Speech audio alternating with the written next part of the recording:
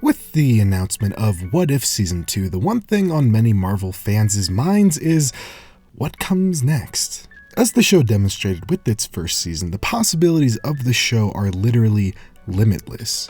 With the simple twist of a singular concept, the writers of the show pretty much have their work cut out for them. What if Peggy Carter received the Super Soldier Serum? What if T'Challa was taken instead of Peter Quill? What if Ultron won? From one simple change of what if X instead of Y? Or what if X did this instead of that? Anything and everything can be altered to create a potentially fascinating new universe, and the stories that sprawl out of those changes is endless. It's actually a very interesting thought exercise to just think about all the new potential stories that can come from one simple change. With those limitless possibilities in mind, I want to discuss 3 potential what-if storylines I'd love to see in future seasons.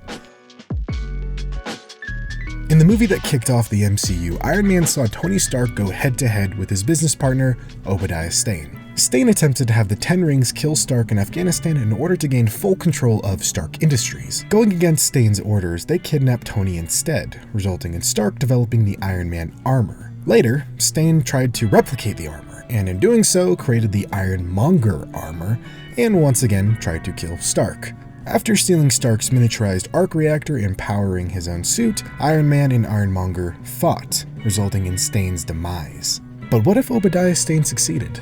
Obadiah Stane's whole plan falls apart after Tony begins to catch on to his disloyalty. First with the injunction launched against him, and later when Pepper discovers the truth behind Tony's kidnapping. Had Stane organized his plan a bit better and remained strategic about the whole situation, I could see him finding a way to actually kill Tony without raising any suspicion. All Stane wanted to do was remain in the arms dealing business and get rich while dealing to all sides. With the invention of the Iron Man armors, Stane realized that in attempting to rid the world of his weapons, Tony Stark, quote, "You gave it his best one ever!" So let's say the 10 Rings attack fails again, and Stark develops the Iron Man armor and the movie plays out pretty much the same. However, Stane doesn't attempt to push Tony out of the company and allows him to proceed with his vision. Stane could watch from the shadows, bugging Stark's lab, watching him as he develops the improved Iron Man armors.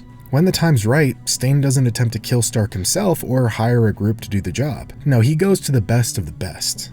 Obadiah Stane could reach out and acquire the services of Hydra and send in the Winter Soldier. In a sad twist of fate, the Winter Soldier finishes off the last of the Starks, and Stane gets the schematics for the Iron Man armors and weaponizes it across the world.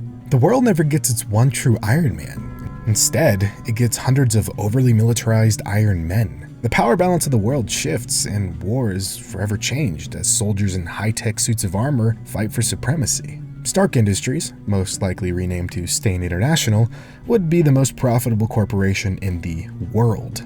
Many world events that would happen in the coming years would be altered drastically too. Loki's invasion of New York would be easily stomped out with 100 Iron Men flying around. Ultron would never be created. Sokovia would still be around, and the Accords would never be instigated. In fact, the Avengers, as we've seen them in the main timeline, would most likely never be created because of the power world governments now hold.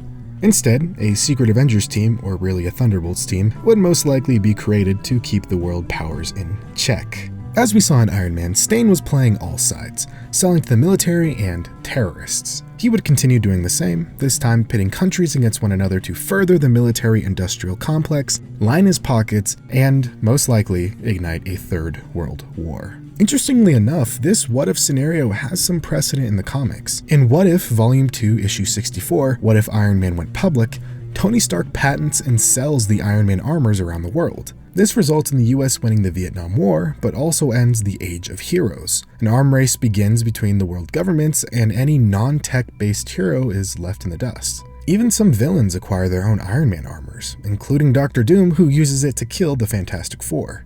From there, the world falls into complete and utter disarray as highly advanced Sentinels are created to wipe out the mutants. It's a very interesting story and definitely worth the read. The world this change creates is a lot better and a lot worse in many ways compared to the main MCU timeline. The result from this one single change would create some very new and very interesting stories.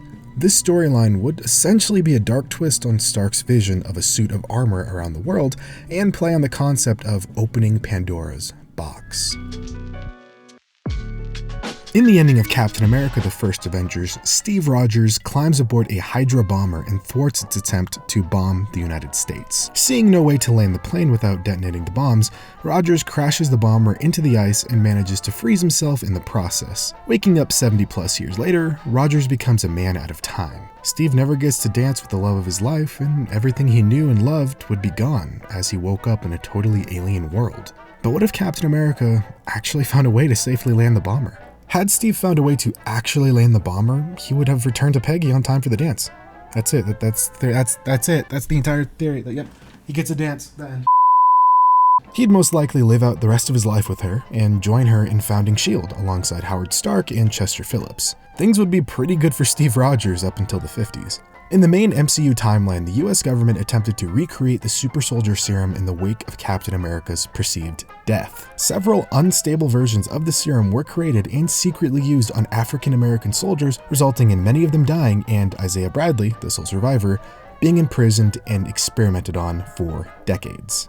In this timeline, I feel like Steve would catch on to what they're doing because there's no way Peggy and S.H.I.E.L.D. didn't know what was going on. Steve would probably lose his cool and force them to stop. He'd most likely give himself up to be tested on in order to protect others and stop the program before it even started. This means no Isaiah Bradley and no illegal testing on African American soldiers. In fact, future programs are probably far more humane and may even yield some positive results. I feel with Steve Rogers' moral compass and being a founding member of S.H.I.E.L.D., he could potentially steer them into a far more just organization. However, in 1951, during the Korean War, a single unknown enemy combatant manages to kill more and more US forces.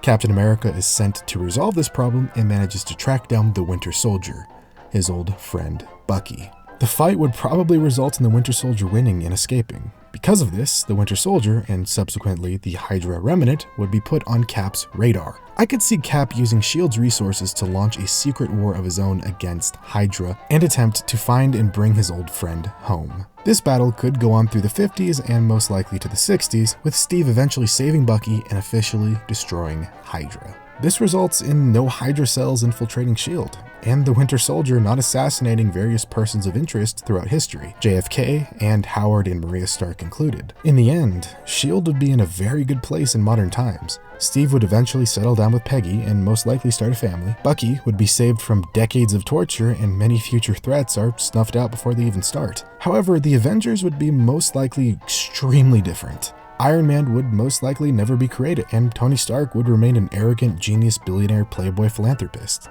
Steve Rogers would be retired, with potentially a new Captain America taking his place.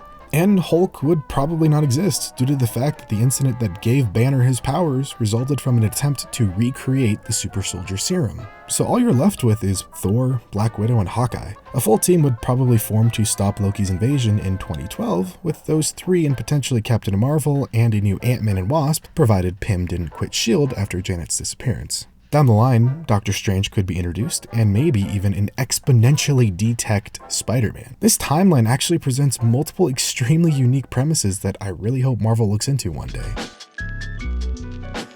In Captain America: The Winter Soldier, Alexander Pierce attempts to use S.H.I.E.L.D.'s newly developed Project Insight to give Hydra absolute control over the world. With Arnim Zola's algorithm and the use of 3 state-of-the-art helicarriers, Pierce would use Project Insight to target and eliminate any and all individuals the algorithm surmised would be a threat in the future. In total, Project Insight would kill approximately 20 million people worldwide. Before Project Insight could be completely put into place, Captain America, Falcon, Black Widow, and S.H.I.E.L.D. remnants managed to stop the helicarriers and free Bucky from Hydra control. Hydra was seemingly defeated for the last time, and S.H.I.E.L.D. was left in ruins. However, this does beg the question, what if Project Insight succeeded? This what if sets up a rather unique premise, mostly due to the fact that if Project Insight went into fruition, Hydra would literally rule the world. Most, if not all of the Avengers would most likely be dead, and a new global totalitarian dictatorship would be instated. Right off the bat, this premise is pretty grim. There are not too many bright sides to this story, but it does set up a rather unique world. A world that was briefly seen in the comic Secret Empire after Hydra Captain America conquered the world. This new Hydra world would be in complete disarray. People would be scared for their lives, and the world would be teetering on the brink of absolute chaos. With over 20 million people dead in an instant, and most likely more after retaliation, Hydra would now be at the wheel. To say the world would have changed would be an understatement. The world would be completely unrecognizable. But where would the plot go from there? I could see Bucky as the main character in this what-if scenario, having secretly broken his Hydra programming and working under the radar to dismantle the regime from the inside out. It'd be a very morally gray story, with Bucky having to do horrible things to maintain his cover. With the world in an absolutely horrible state, Bucky couldn't bring down Hydra alone. He'd most likely try on his own for a while, fail, then seek out others for assistance. He'd probably have to form a team of his own, comprised of other villains who survived the initial attack. They would have to rise up and become de facto heroes to take the place of the now dead Avengers, essentially forming the Dark Avengers. The team would then once again attempt to dismantle Project Insight, and in doing so, could start a revolution around the world. With Project Insight destroyed, Bucky could finally take on the role of Captain America and lead the resistance to finally put an end to Hydra.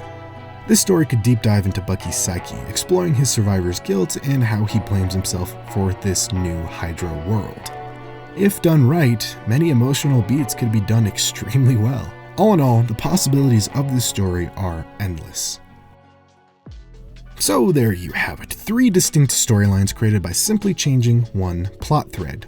As I stated before, the possibilities are limitless, and the sequence of events described today may even play out completely different. This goes to show just how incredibly diverse each story can be. Whatever Marvel decides to do for the future seasons of What If, I'm sure many fans will be interested to see the new worlds they create and the infinite amount of plot threads to be explored.